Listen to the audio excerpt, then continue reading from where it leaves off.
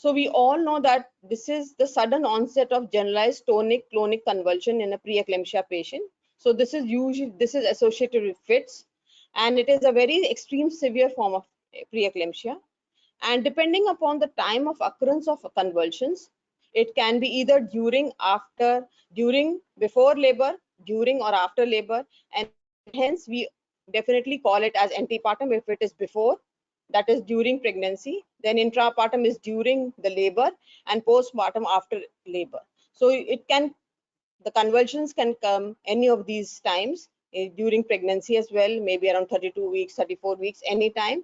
So you have to be very vigilant when the patient presents with you with high blood pressure. Now, among all these antepartum, intrapartum, postpartum, antepartum eclampsia is more common, around 50%, then intrapartum 20 to 30%, and then postpartum eclampsia around 20%. Now, eclampsia occurring before 20 weeks is usually associated with molar pregnancies, and we don't usually consider that.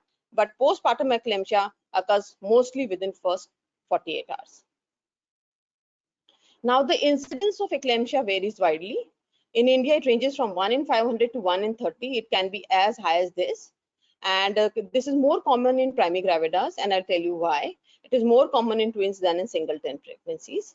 And in the developed countries, very few cases are there because they are more educated. They do come for the institutional deliveries, whereas in India, because of the rural background and people are not so educated, they usually don't come in time. They don't understand the importance of an institutional delivery. And though we are putting all our efforts to have all the patients should deliver in an institution or maybe in a hospital, we do see a lot of deliveries as well in the rural areas. Now, developing countries, we do see high incidence like India, and it also contributes to maternal death. Now, when we talk of this,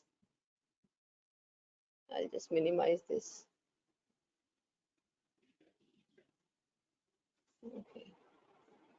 Okay, so when we talk of hypertensive disorders in pregnancy, so you see whenever there is a high blood pressure, it can be less than 20 weeks, it can be more than 20 weeks. So definitely we come here, the hypertensive disorder of pregnancy, and there is a target organ involvement. Now, if there is no target involvement, we are happy it is gestational hypertension. But if it is a target involvement, then this is where the eclampsia comes. This I just put to show you where eclampsia is beginning. So whenever there's a target organ involvement, eclampsia is there.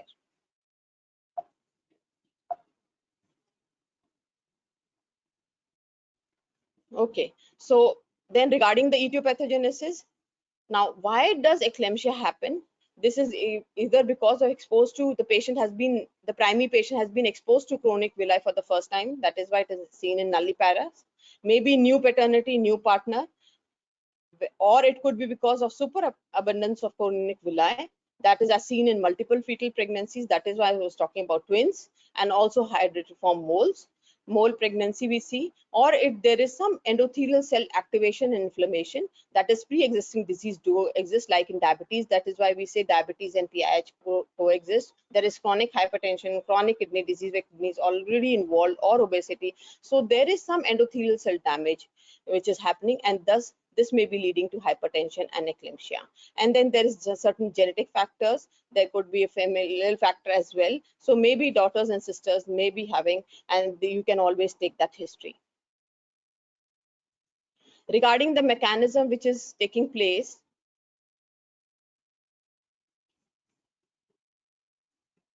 so that is there either because of the abnormal trophoblastic invasion of the uterine vessels. When we talk why does it happen, so always eclampsia is associated preeclampsia and then leading to, because this is a severe form of preeclampsia.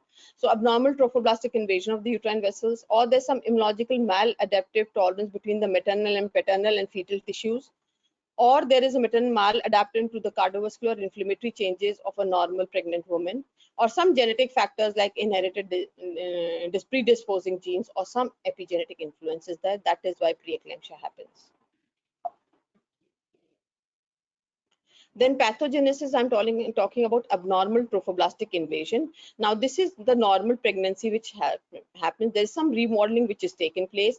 There's maintenance of levels of free VEGF, and there's a normal endothelial function, and that is why the patient remains all right. But what happens in cases when you compare between the normal and preeclampsia, this is what is happening. Now, these are all the spiral arteries, and just see what is happening. The normal are quite dilated, whereas there is severe vasospasm in cases of preeclampsia. Now, just to remember, just to make you see, there is a severe vasospasm, and that is why this is a non-pregnant uterus. There is no remodeling which is taking place in the uterine arteries, whereas in the preeclampsia, this is much smaller, the diameter. There is severe vasospasm which is taking place as compared to the, I'll just show you this side.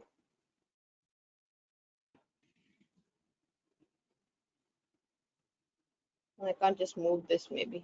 Okay, and then we have the severe normal pregnancy, which I just show you. This is going to the picture in that case.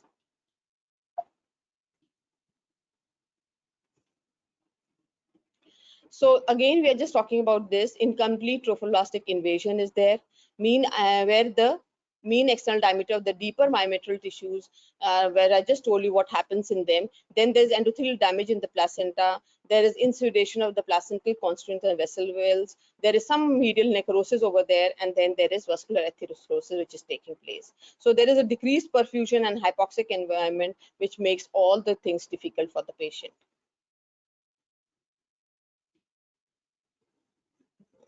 I just want to move this so that you could see it.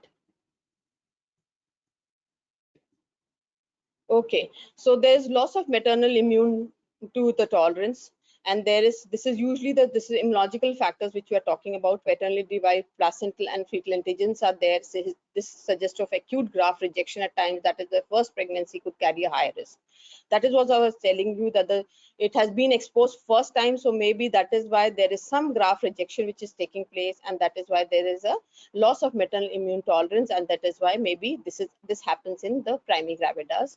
Then there is increased macrophages in the placenta, and because of the increased macrophages, they inhibit the placentation and produce inflammation. Or there is some reduced amount of immunosuppressive non-classical human leukocyte antigen G, which is there, reduced amount of HLA-G. That is why all this is taking place. So immunological factors, I told you, is playing a lot of role at times. Then what is the endothelial cell activation which is taking place? When we talk of endothelial activation, so it may lead to severe vasospasm. When there is severe vasospasm, there could be abruption. There could be seizures, where the eclampsia, where we are talking about, because of decreased cerebral blood flow, there is seizures. There could be decreased blood flow in the kidneys. There is oliguria, and there's liver ischemia, and obviously because of the vasospasm, there is hypertension. So this diagram just explains everything to you.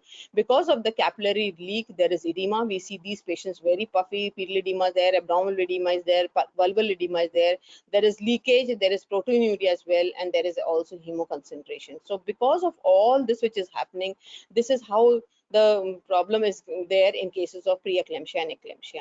And obviously there is the activation of coagulation, and that is why thrombocytopenia. So this graph definitely explains everything what is the pathology going on inside the patient. Now, when we talk of one organ at a time, so kidneys are affected. I told you there is, because of the resistance, fivefold increased resistance, the renal afferent arterial resistance, there's decreased renal blood flow, and there's decreased GFR. And there is, because of there's a block in the filtration barrier as well. There is increased uric acid and increased creatinine, which we see when you get an KFT done for these patients. There's increased tubular reabsorption of uric acid and calcium, so that all explains why the uric acid is high. And because of increased tubular permeability, there is proteinuria, which is all just explain why proteinuria is there. So this is pathophysiology taking place in the kidney. The organ affected is the kidney. And then the clinical features which we see is that we will see the patient presents with proteinuria. That is why we tell them that let us go and do the urine albumin and see what is there. Definitely you will see 1+, 2+, and obviously oliguria. Patients do complain of decreased urine output as well. So that is one of the history you have to take always when you take a history of a preeclampsia or eclampsia patient. Diagnosis may be the KFT, LFT, and serum uric acids are high, and complication acute. It can lead to acute kidney injury, that is acute tubular necrosis and renal cortical necrosis, and that is why at times there could be severe oliguria as well.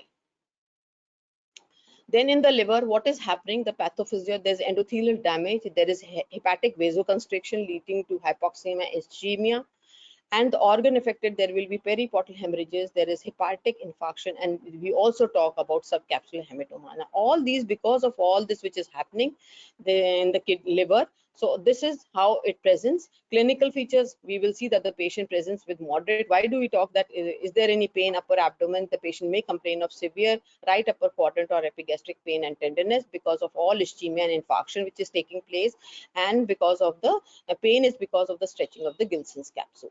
So diagnosis, how we will make that? There is elevated SGOT, SGPT enzymes. The liver enzymes will be high. There's increased LDH. This is the hepatic isoenzyme. That is why increased prothrombin time because of the which is happening. All the changes which is taking place in the liver. Complications definitely is a HELLP syndrome. That is the patient going into the HELLP syndrome.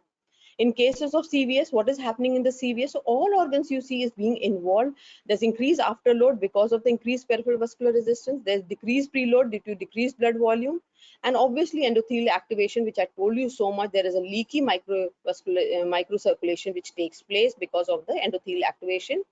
There is a decreased physiological volume expansion, and all these leads to diastolic dysfunction at times, because so the diastolic dysfunction is there in the heart. There's hemoconstriction, there is hypovolemia, and that is why we see increased hematocrit. We see the patient having edema, and complications finally will be left ventricular failure. A patient can have in pulmonary edema as well. So just trying to give in one slide how, what pathology, what organ unit, what is the clinical feature associated, because finally we are dealing with, this is what we are trying to see. Why all this is happening? Because of the pathophysiology which is going inside. Lungs, again, there's increased capillary permeability. So everywhere the damage is there, there's increased capillary permeability, decreased oncotic pressure. Patient will have pulmonary edema, and definitely she will complain. She will come. Why these patients present with breathlessness? This is because of all these changes which is taking place. There's breathlessness. Patient has bilateral cleft. That means she's gone into failure, and obviously she'll have a decreased oxygen saturation. That is why do an ABG, or maybe we see an oxygen saturation. What is there for these patients? Just try to understand these organs, just few slides more. And then this is the hematological changes which I told you again, because of platelet activation, aggregation, increased clearance, endothelial disruptions with platelet adherence and fibrin deposition. So all these changes leads to a microangiopathic kind of hemolysis is present in these patients. That is why we do send a peripheral smear to see for hemolysis as well.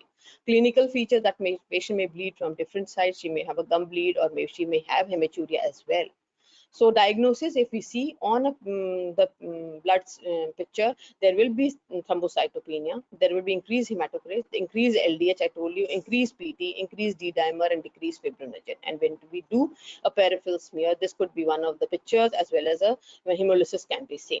So complication, that when all these organs are trying to be involved, the patient may go into DIC, which we really dread, because once the patient goes into DIC, it is very difficult to manage the patient, and patient may even lead to, this may even lead to death.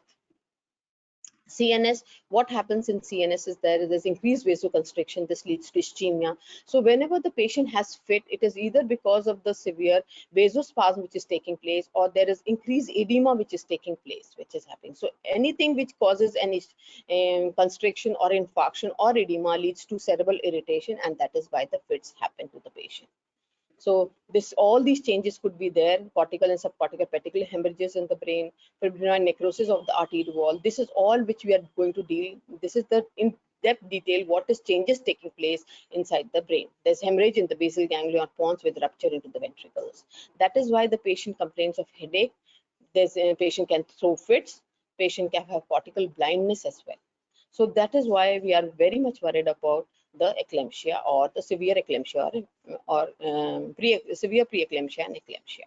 So all these changes can take place. That is why there could be generalized cerebral edema, which leads to obliteration of the ventricles, and there could be transtentorial herniation as well.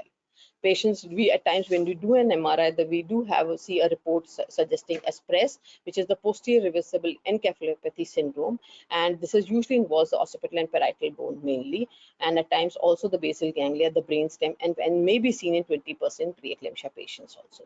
There could be intracranial hemorrhage as well because of all these changes which is taking place, and also cerebral vascular accident. That is why whenever there is high blood pressure, we have to control the blood pressure so that the patient does not have a severe or intracranial abdominal hemorrhage. Because if this happens, then that is why we are in such a hurry to decrease the blood pressure or control the convulsions. Then eyes, what happens? There is severe vasospasm in the visual cortex and the retina. So that is what which is happening. There's increased vein to arterial ratio when we get the fundus at times for these, or there could be serious retinal detachment as well. And that is why we ask this history of blurred vision. Why we keep asking, there's no history of blurred vision. This is what I'm trying to tell you, at times temporary blindness as well. So complication is retinal artery occlusion and permanent blindness. So see how severe this disease is. That is why all these antenatal patients have to be monitored during the antenatal period very strictly. That is why we are doing blood pressure at each visit of the patient, just to pick them as early as possible if any patient has a tendency of having high blood pressure. Placenta, so all these changes as well as taking in the placenta, there's high impedance of the uterine artery blood flow, so there is a compromise of the uteroplacental perfusion. At times when you see there could be placental infarction when they do an ultrasound, and that is where the clinical features that the patients do present with IUGR and oligohydramnios because of the increased impedance in the uterine artery blood flow. There's less blood through the uterus, and that is why the oligohydramnios and fetal growth restriction is seen. And that is why there's abnormal uterine artery Doppler and there's abnormal umbilical artery Doppler. And what is the complication? That these patients can have abruption, very high incidence of abruption in cases of severe preeclampsia. That is why we all tell them to do a fundal height charting and everything whenever a patient comes with hypertension, because we know that the patient can have abruption and suddenly the fetus can die at times also. So you see, it is such a serious condition. So you have to manage these antenatal patients very carefully each time. Just don't see the patient, send them away. Always see what is the blood pressure of the patient. If you see any periodema or anything, just be very vigilant and tell the patient to do a BP charting at home. Maybe at that time in the antenatal records it's come normal, but maybe her BP may be shooting at home. So BP charting, very important to tell them morning and evening if they can do it. And if you see any features suggestive of all this, you should admit the patient. So we know when the patients are coming back to the basics of my lecture. So the patient has a fit. So there is a premonitory stage, that is the twitching of the muscles of the face, tongue, and limbs. The eyeballs roll to one side, and this lasts for 30 seconds. Then there's a tonic stage where the whole body goes into tonic spasm, and then this stage also lasts for 30 seconds. And then the clonic, all voluntary muscles undergo alternate contraction, and she will throw a fit contraction and relaxation. There could be biting of the tongue. There could be frothy secretions which is filling the mouth. So all these stage, or the patient may finally go into stage of coma, which is a brief period, then which may persist in another convulsion is coming. At times what happens, because all these stages are taking place, this is usually a few minutes, which is, see, all this is taking a few minutes only. So that is the fit which she's having. And at times the patient can also go into status epilepticus. That means the seizure lasting for more than 5 minutes, or having repeatedly she's having seizures one after the other and one after the other. So we know that the patient has gone into status epilepticus. This is also a very serious condition. So complications, so once you are seeing a patient who has come to the casualty with history of fits at home, or you are seeing a patient who has IBILP and then she throws a fit in the casualty itself. So what can happen to the patient? She can have a tongue bite. If she's standing, she can fall. So there could be, I told you, there could be pulmonary edema, there could be pneumonia, there could be embolism and well, then there could be cardiopulmonary arrest, there could be cerebral hemorrhage. So all these acute renal failure, hepatic injury could be there. I told you the patient can at times die also because of it if left unattended. And what happens to the fetus? That because of the eclampsia, there are only two conditions where we have to consider where we don't take the PAG into consideration, because the mother is more important to us. One is eclampsia. So we don't, what is the POG? We will not think. Anytime she has thrown a fit, you have to terminate the pregnancy. One is this, and another is antepartum hemorrhage. Anytime there's severe bleed, there's abruption, you have to terminate the pregnancy. So these two conditions where the mother is more important, and we don't consider the POG. It's not that patient has not crossed the period of viability or something, you have to terminate the pregnancy. So that is why prematurity risk is high in these patients, because you have to terminate maybe around 30 weeks, 32 when she has thrown a fit. There could be intrauterine asphyxia, and obviously she can present with IUD if there is abruption. So just see how complicated this problem is. And management, so whenever a patient comes to the casualty, with history of fits at home, or she's throwing a fit in the casualty, call for help. Make her in the left lateral. This is the first thing you have to do as soon as the patient comes. Put her in left lateral position, maintain the airway because she can aspirate at times. As soon as she comes, insert a padded tongue, something inside the mouth, a mouth gag, something, so that she doesn't clench the teeth and bite the tongue. And obviously you have to start oxygen by the mask, you have to start. And if the patient is throwing a fit at that time, you have to just make her in the left lateral, maintain airway and give an oxygen to the patient. Then gently do a Foley's catheter. It's not that as soon as the patient is throwing a fit and trying to fall, because anything which you irritate the patient may further worsen the convulsions as well.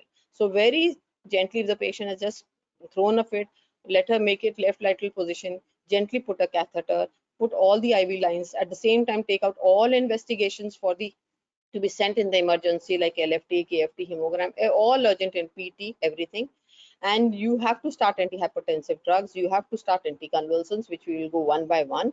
And obviously, you have to monitor the pulse, the respiratory rate, the BP, and also see the oxygen saturation, whether the patient desaturating or not.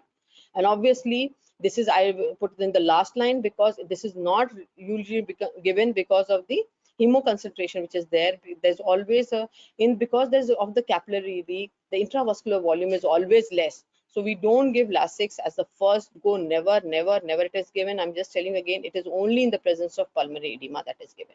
And obviously the last is that you have to terminate the pregnancy. If any time patient has thrown a fit and it is a eclampsia, you have to terminate the pregnancy irrespective of period of gestation, whether she's 30, she's 32, 34, whatever it is. So antihypertensive, what we want to give now, we have already given oxygen, we have catheterized the patient. Now we want to give her antihypertensive drugs. So the first choice is levetolol, because we want to control the blood pressure. Her BP may be somewhere between 120, 200 by 120. So we give 20 milligram IV. And if again repeated after 15 to 20 minutes, again, if it is high 160, 110, we give her 40 milligram IV. Again, it is high, it does not come down to maybe around 140 or 100 or something like that. Again, we repeat it, give her 80 milligrams. So maximum is 220 milligram you can give. This is the maximum dose of IV levetolol. At times, another drug is hydralazine, which we usually not give because we are able to control with this. There's enough to control this thing. At times, you have to consider this is the second line. We are not usually going for hydralazine in our cases because patients usually maintain well levetolol. But you should know, if somebody asks you what is the second line of antihypertensive drug, you should tell them about hydralazine, which is also given IV, 5 to 10 milligram initial dose, followed by 10 milligram doses at 15-2 interval. So that is what it is. And lastly, nitroglycerin. So that is this NTG drip which we talk. This is the third resort which we give. This is the NTG drip. If the BP is percently by 200 by 130 or something like that, then NTG drip has to be given, and with very with very close monitoring, because whenever you start an NTG drip, there's sudden hypotension, so that has to be given in a very fixed, in a close monitoring kind of situation. So all these are all this nitroglycerin is used in hypertensive crisis for a short time only, where the BP is so high, you have to just bring it down to 140, 90, or maybe 140, 100. So then we have to consider for NTG drip, because if you don't think of lessening the blood pressure of the patient, she may have intracranial hemorrhage as well. So that is why we are so much worried about the hypertension. So regarding anticonvulsant, please go to the labor room. The girls are managing, giving Imaxilf in and out, how it is prepared, how it is given, you should see. So this is the drug of choice, which is mostly used for prevention and treatment of eclampsia. So whenever, even if the patient comes with severe preeclampsia, we don't want that she throws a fit in the next, maybe next 2-3 hours. You have to give the Maxilf. And if she has thrown a fit, then there's no choice, you have to give Maxilf. So this is how it acts. It causes vasodilatation. This is the mechanism of action which is taking place. Now that is why it helps in the prevention of fits. And the regime which we are giving is the Prithviraj regime, that is the intramuscular regime which we are giving. So loading is 14 grams, which we are giving 4 gram IV, slowly, 20% solution in 3 to 5 minutes, very slowly, followed by 10 gram, which is given deep IM, 5 gram in each buttock. This is a 50%. I'll tell you in the next slide how we make this 20 and 40. Please go to the labor room and see it yourself. And then once the loading dose, so total is 14 gram loading dose, followed by 5 gram maintenance dose is 5 gram intramuscularly, 4 hourly in alternate buttocks. After checking all the reflexes, which going to tell how to monitor it. So this is the loading dose which is given, and this is irrespective of anything. Whenever the patient gives whatever our urine output, loading dose can be given, and then if the urine output in the next 2 or 3 hours is less, then we may consider whether we have to omit the maintenance dose, but loading dose is to be given irrespective of any situation. Then another, there's juice pass regimen, which is intravenous, where we give 4 to 6 gram diluted 100 ml of fluid over 15 to 20 minutes. And the maintenance dose is 1 to 2 gram RI. This is the intravenous kind of treatment, and this is intramuscular. For recurrence of seizure, suppose that you can again, so 4 gram you are given, you can give her again 2 gram IV bolus over 5 minutes if she has again thrown a fit in this case. Magnesium sulfate, how long it has to be continued? To continue for 24 hours after the last seizure or delivery, whichever is later. So if she has delivered, maybe after that you have to consider, or last seizure you have to take into consideration, any of this two. So very important about the anticonvulsant, about the antihypertensive, then preparation, how to make that. So each ampule, if you go to the labor room, you will see each ampule of Maxelf contains 2 ml with 50% concentration. What do I mean by 50%? That means in 100 ml, there's 50 gram of Maxelf that has to be given. So therefore, 2 ml is the vial which contains 1 gram of magnesium sulfate. Now in loading dose, we are giving 4 ampules. We want to give 4 grams. That means it's 8 ml, because this is 1 gram is in 2 ml. So if you multiply with this 2 ml, so it is 8 ml with 50% concentration. Now we have to make it 20%. So this, I think, so it is difficult to understand there, but if you go to the labor room, you will understand. So we take 8 ml, we have taken 4 gram, and we in a syringe, and we syringe, and we dilute it with 12 ml. So it becomes 20 ml. So this 20 ml is the 20% concentration which is making. So 8 ml contains 8 ml of 12 ml of normal saline plus 12 ml of Maxelf, so it makes 20 ml. This is given IV. Okay, and maintenance doses, because 2 ml contains 1 gram, so we take 10 ampules. We have to give 10 grams, and this is equal to 20 ml, and then 10 ml each is given in each button, because 10 ml contains 5 grams. Please go to the labor room and see how this is made. It is very simple. If you find it difficult here, go to the labor room and just see it. They are doing it in and out. So we know the Maxelf is excreted by the kidney, and urine monitoring is very important. So that has to be done. How much is the urine last? At least it should be 30 ml per hour. And then loading, that is what I've just told you in the previous slide, that loading dose should not be reduced, but the maintenance dose can be reduced if the patient has decreased urine output. Maxwell toxicity is associated with decreased myometric contractility. So that is why there is you should not be, it's okay, because you have to maintain, you have to keep checking whether there's any Maxwell toxicity is there. Maxwell crosses the placenta, may cause decrease in fetal heart variability. That is one of the side effects. So how to monitor when we are giving Maxelf? So urine output should be 30 ml per hour or 100 ml in the last 4 hours. Deep tendon reflexes have to be present. You have to check the knee jerk. Respiratory rate you have to see every time. So all these 3 things have to be taken care of when you are giving the next dose of Maxelf. You see for respiratory rate, yes, if it is more than 14, good enough. You see for the knee jerk, if it is present or not, and you see what is the urine output, because we have already catheterized the patient and we know how much per hour she is passing the urine.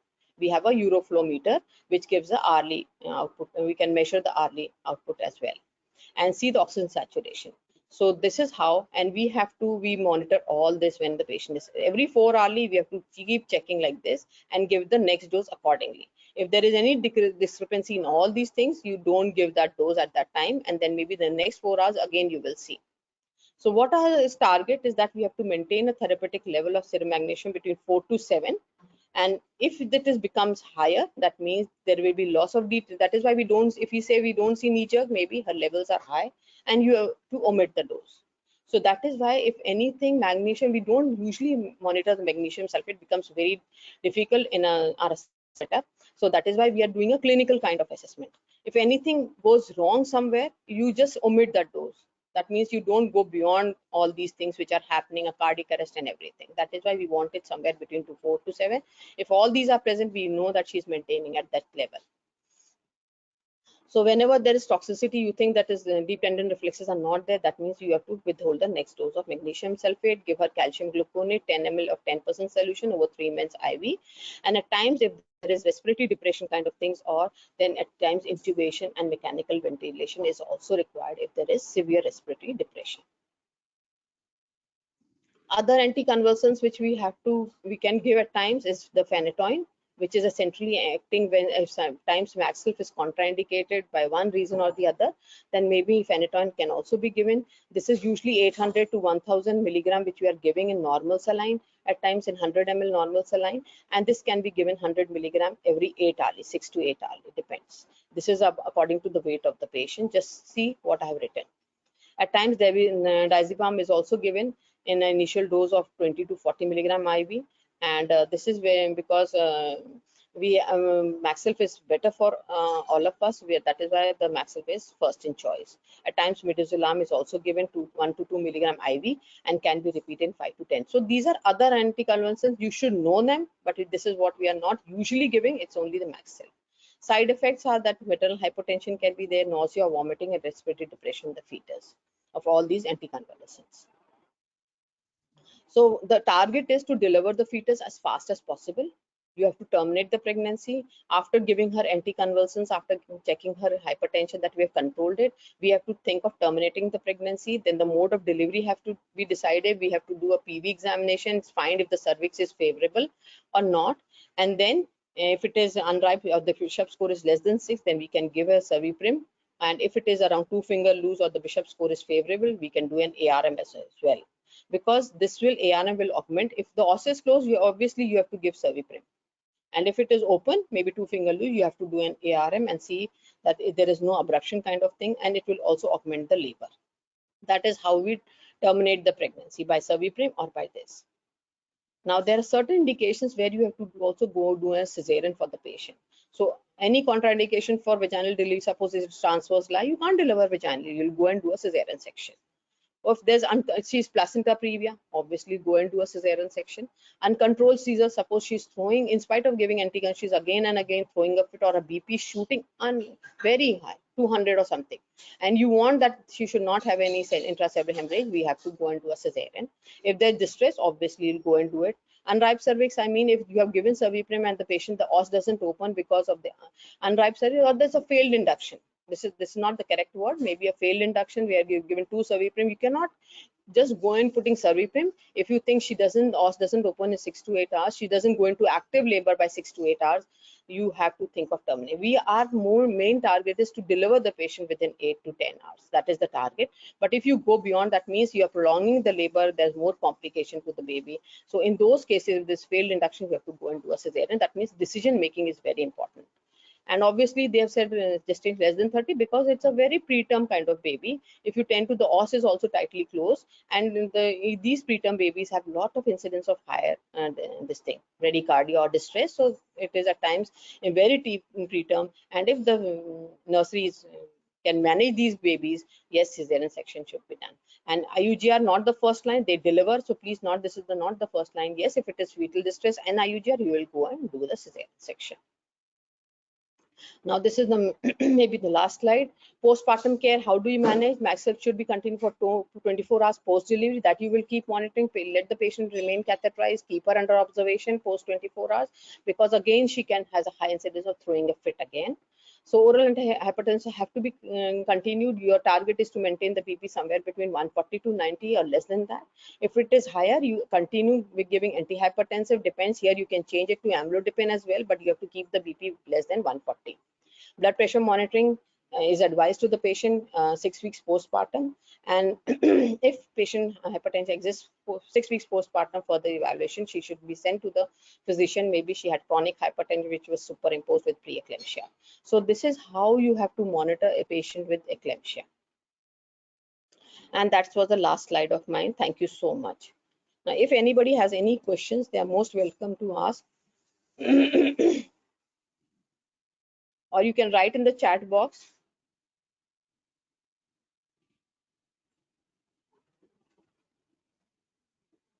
So anybody wants to ask anything?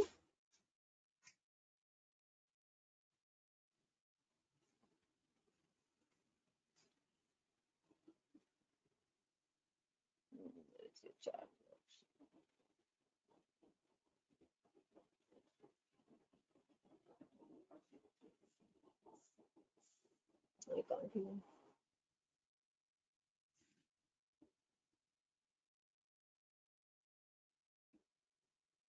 Anybody wants to ask anything? I can't see in the chat box as well.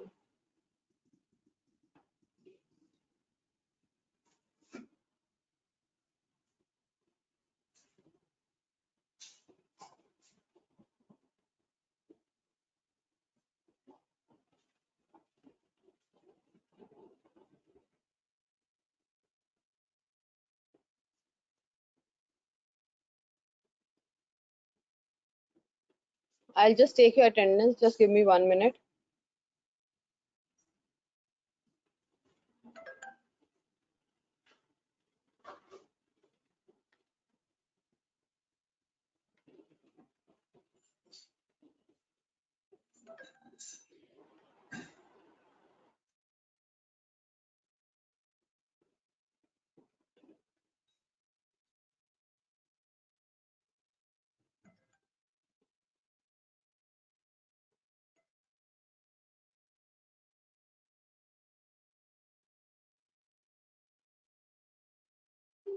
Welcome to the webinar. You have entered as an attendee in listen-only mode.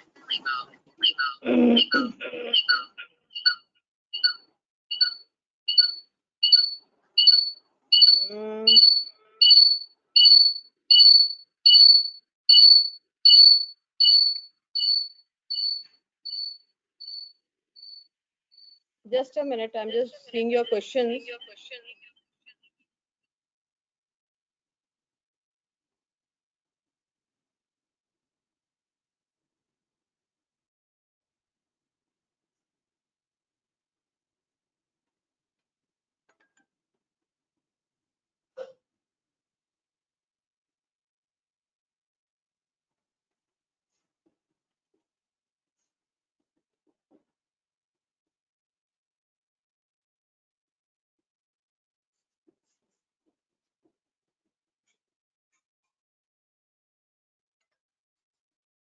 Let me take your attendance, please. Give me 5 minutes.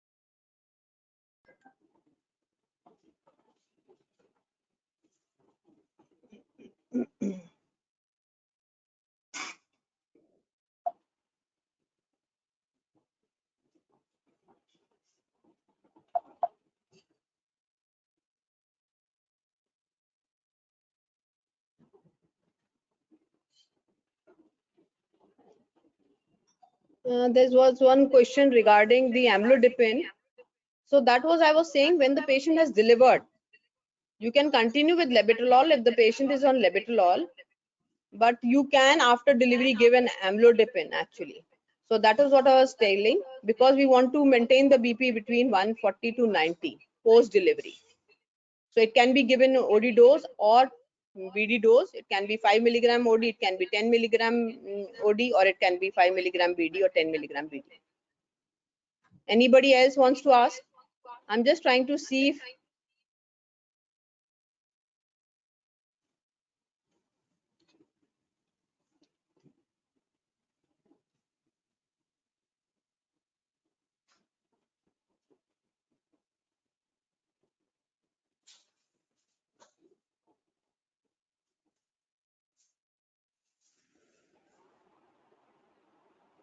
If anybody wants to ask anything, they can WhatsApp me as well, and or they can ask me in the clinic as well. We are very much there. The clinics have started. So if I'm not able to see anything or answer back some of the questions, you can ask me anytime.